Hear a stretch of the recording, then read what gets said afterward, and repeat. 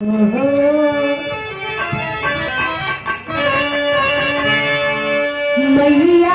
के महिमा, मैया के महिमा, मैया के महिमा से सब साज बाजे। मैया के महिमा से सब साज बाजे। कि ज्ञान बुद्धि नहीं थे, हुनरिया है मैया, पल पल प्रीतिया बीतिया मिला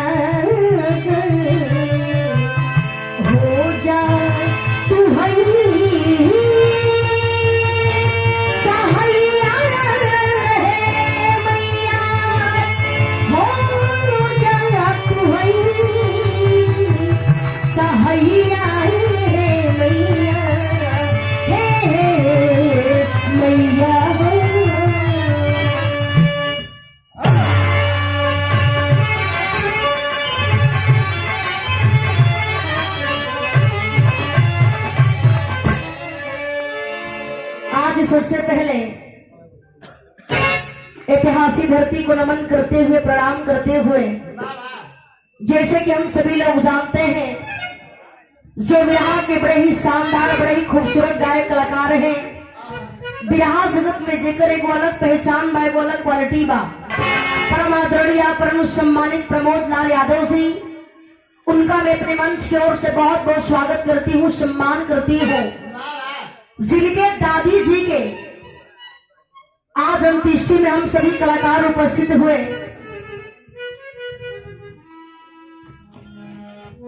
के रूप में तो दूसरा गम खुशी के रूप में। गम को इंसान गम के रूप में कम मनाता है जब इंसान अधूरे जीवन को जी करके इस दुनिया को छोड़ करके चला जाता है। बाबू, मन में बड़ा तकलीफ होला कि फलाने बेचारों को बड़ा कम में उम्र रहल और दिन तक जिए के चाहत रहल, मन में बड़ा ठेस लागेला।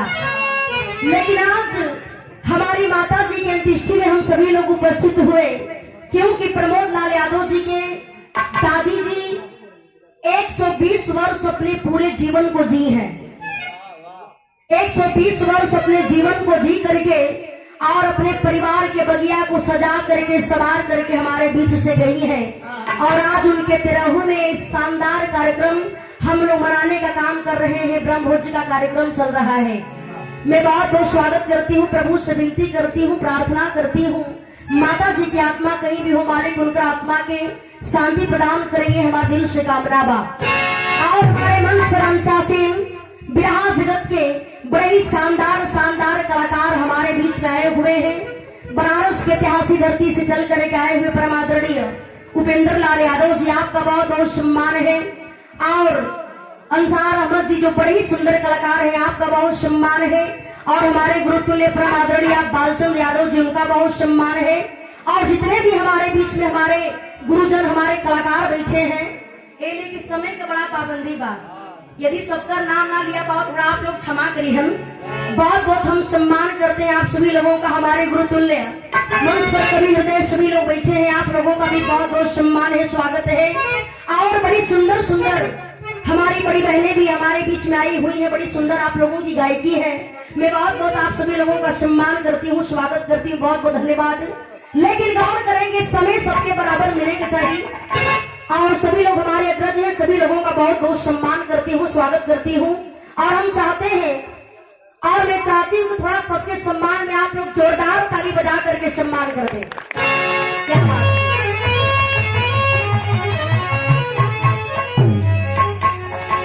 और एक छोटी सी गीत सुने, इसके बाद एक 5 मिनट का समय लेकर एक छोटा सा गीत आप लोगों की हम सुनाई।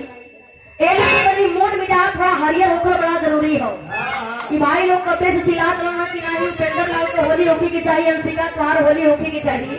लेकिन यहाँ सभी लोग सम्मानित कलाकार बैठे हैं, सभी लोगों का सम्मान होना जरूरी है। फिर बाद में कभी टाइम मिली तो आप लोगों के जवन कहीं तो सुनावल जाइए।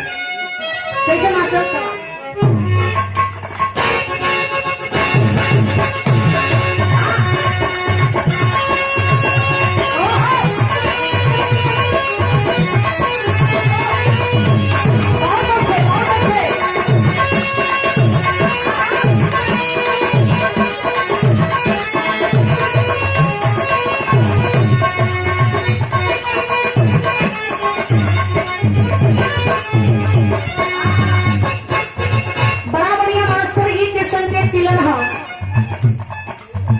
लड़की के बियाह हो गई, ससुराल में पहुंचल भैया। दो चार गो तनी देवर कुल बड़ा तेज दिमाग पर रहलन। अकेल में भौजाई के पाके कहतरन के भौजी, अरे कैसन देखा तारी आजकल भैया घरे में कम रहता रही। ये बात के सुन करके दुल्हन के दिमाग में देखे अब खुराफात भर गई। लोग कहलन कि मेहरारू ऐसा जात बाड़ी की काठे का सबक बर्दाश्त नहीं करेली। शाम के बेला भई बा उनकर दुल्हा इलन हो। दुल्ही कहते कि काजे ध्यान घरे कम रहता लेकिन महरी ज्यादा रहता। तोहार पूरा जानकारी लेके हम बैठल बने आ सब पूछे तनी के रउआ कौन कौन खेला खेलत रह। दुल्हा कहता कि हमारा नहीं ऐसे काहे बोलत रहो। दुल्ही कहती है कि जब ये करे के बना तो एगो काम करी हा। का कहे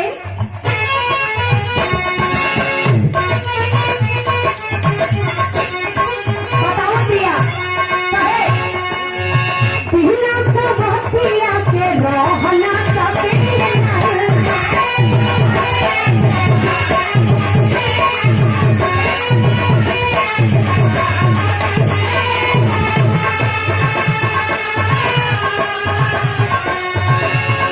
और बड़ा ही सहयोग करते हैं परम आदरणीय परम सम्मानित हमारे गुड्डू भैया।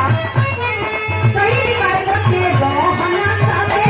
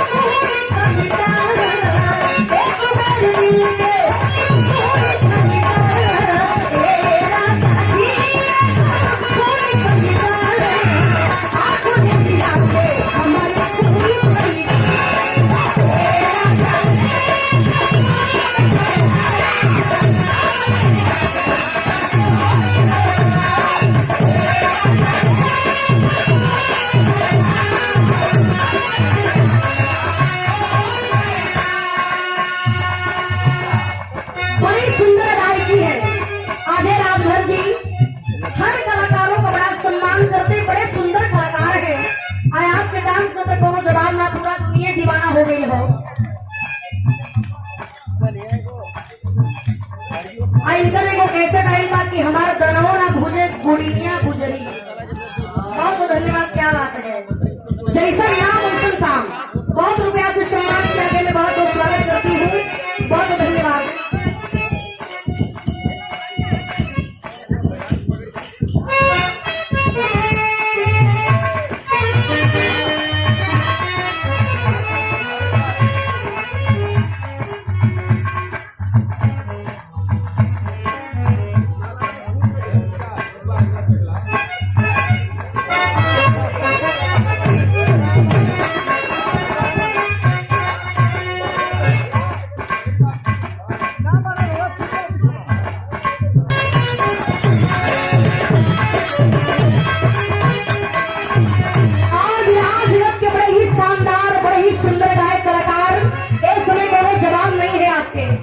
आपके गाना के सब लोग बड़ा दीवाना बा। अक्सर जोगी की जब भी आप लोग सुनी हम आज ये दिल दिमाग लगा के सुन ले तो आप लोग जान ले कि केहू को करेजा के करो पत्थर के होता है।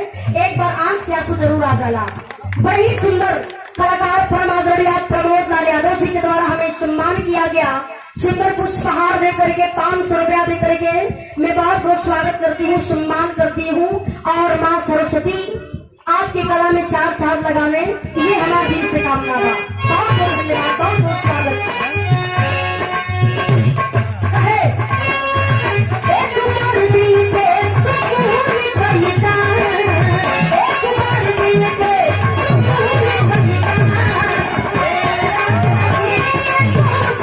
खरीदा, आपने दिया हमारा सुकून खरीदा।